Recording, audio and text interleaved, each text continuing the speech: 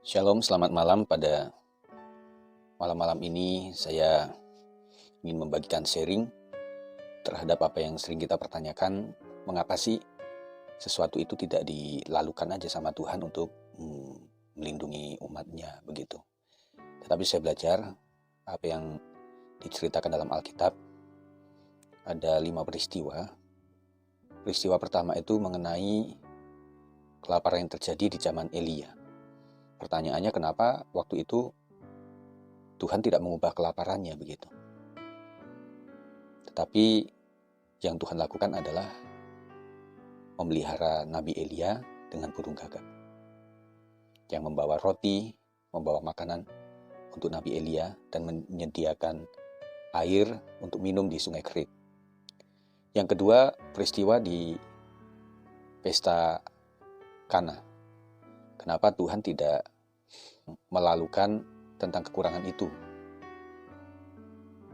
Tetapi Tuhan menjadikan air biasa menjadi anggur yang terbaik. Yang ketiga, mengenai kekurangan janda Sarfat. Kenapa Tuhan tidak mengubahkan janda Sarfat ini menjadi orang yang kaya? Tetapi yang Tuhan lakukan adalah menjadikan tepung dan minyak itu menjadi kelimpahan ketika menyediakan makanan terlebih dahulu kepada Nabi Tuhan.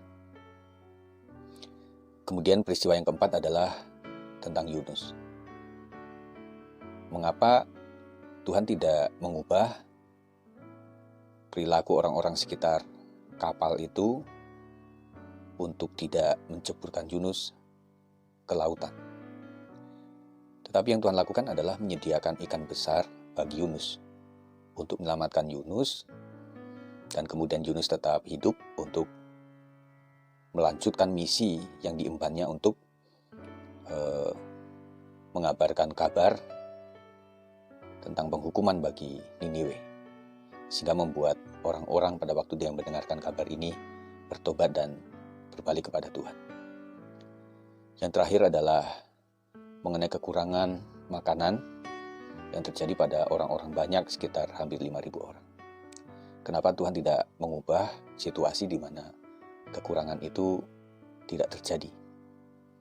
Tetapi yang Tuhan lakukan adalah merubah atau menjadikan 5 roti dan 2 ikan itu menjadi diberkati dan cukup untuk kebutuhan 5.000 orang lebih. Nah saudara, demikian pula konteks kita pada hari-hari ini. Kita berangan-angan berpikir kenapa Tuhan tidak melalukan saja COVID ini untuk melindungi tidak cuma warga umat Tuhan, tetapi seluruh dunia. Dari 5 peristiwa ini kita belajar bahwa mungkin Tuhan tidak mengubah itunya.